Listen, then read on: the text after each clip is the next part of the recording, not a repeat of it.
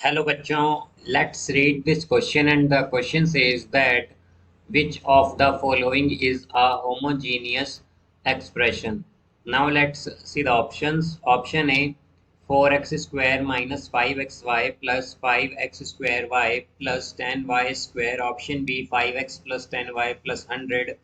Option C 14x cube plus 15x square y plus 16y square x plus 24y cube. Option D x square plus y square plus x plus y plus 1। तो आइए अब इस question को यहाँ पर हम solve कर लेते हैं। इस क्वेश्चन में हमसे कहा गया है कि हमें यहाँ पर बताना है कि इन गिवन ऑप्शंस में से हमारे पास कौन सी इक्वेशन होमोजीनियस है। तो यहाँ पर हम की कॉन्सेप्ट यूज करेंगे की concept homogeneous genius expressions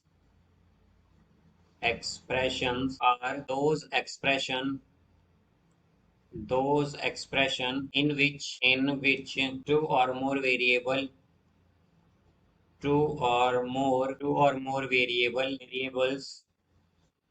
of degree n have have sum of powers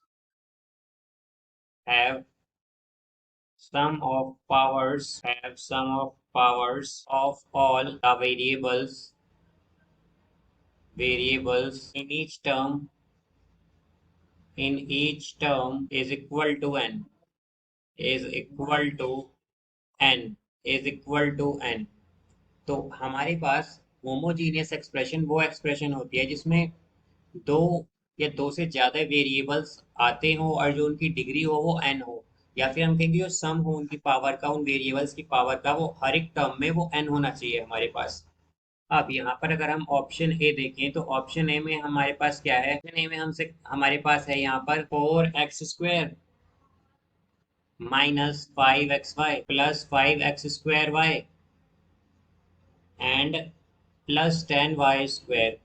अब यहाँ पर अगर हम देखें तो हमारे पास इसकी भी डिग्री क्या है, या यहाँ पर जो हमारा वेरिएबल x है, यहाँ पर इस टर्म में इसकी डिग्री क्या है 2। फिर यहाँ पर अगर हम देखें तो x की डिग्री 1 है और y की डिग्री 1 है, तो इनकी सम अगर हम इनका 1 और 1 करें तो क्या आएगा, +2 हो जाएगा। तो डिग्री यहाँ पर क्या है हमारे पास, इसकी 2 है।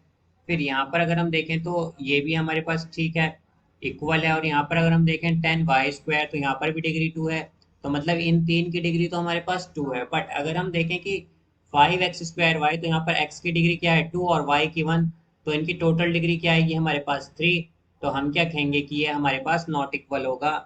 बिकॉज होमोजीनियस की डेफिनेशन क्या कहती है कि हर एक वेरिएबल जो है हमारे पास एक पर्टिकुलर टर्म में, उनका जो सम, उनके जो वेरिएबल की जो पावर का सम है वो हर एक टर्म में इक्वल, हर एक टर्म के अंदर इक्वल होना चाहिए। तो यहाँ पर हमने देखा कि हमारे पास जो तीन टर्म्स हैं उनकी तो पावर क्या है 2 है यहाँ पर, बट जो हमारे पास एक टर्म है वहाँ यहाँ पर उसकी पावर क्या है 3 है। तो हम क्या कहेंगे कि ये होमोजीनियस नहीं है।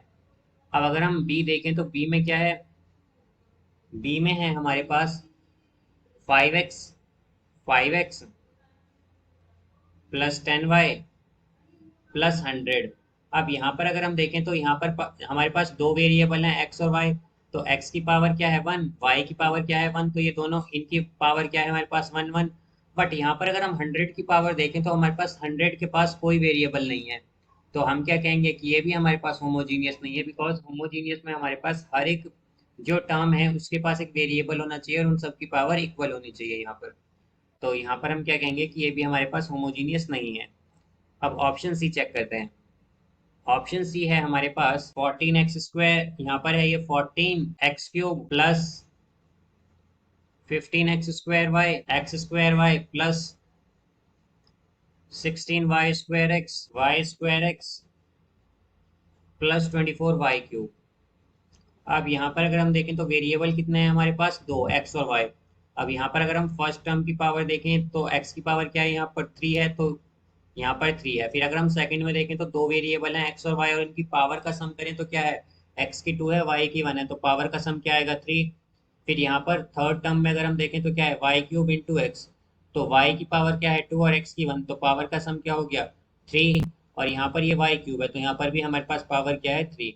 तो यहाँ पर हम क्या कह सकते हैं कि हर एक टर्म की पावर 3 है हमारे पास। तो ये कैसी इक्वेशन है, होमोजीनियस है, बिकॉज होमोजीनियस की डेफिनेशन यही कहती है हमसे। तो यहाँ पर ये क्या है, थर्ड हमारे पास होमोजीनियस है, होमोजीनियस। अब यहाँ पर ऑप्शन डी अगर हम चेक करें तो इसमें हमसे क्या कहा गया है, x square plus y square plus x plus y plus one, x square plus y square plus x plus y plus one.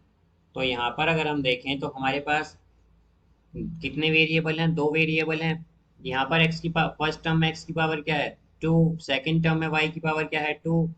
Third term देखें बट अगर हम, तो इसमें एक्स की पावर वन है, फोर्थ टर्म में वाई की power one है, और जो फिफ्थ टर्म है हमारी एक कांस्टेंट टर्म है। तो हम कहेंगे कि एक होमोजीनियस इक्वेशन नहीं है, बिकॉज यहाँ पर जो हर एक टर्म की पावर है वो इक्वल नहीं है। तो हम क्या कहेंगे कि यहाँ पर जो हमारा करेक्ट आंसर है वो है केवल ऑप्शन सी। तो इसका करेक्ट आंसर है option C, that 14x cube plus 15x square y plus 16y square x plus 24y cube is a homogeneous expression. So I hope you understood it well. Best of luck. Thank you.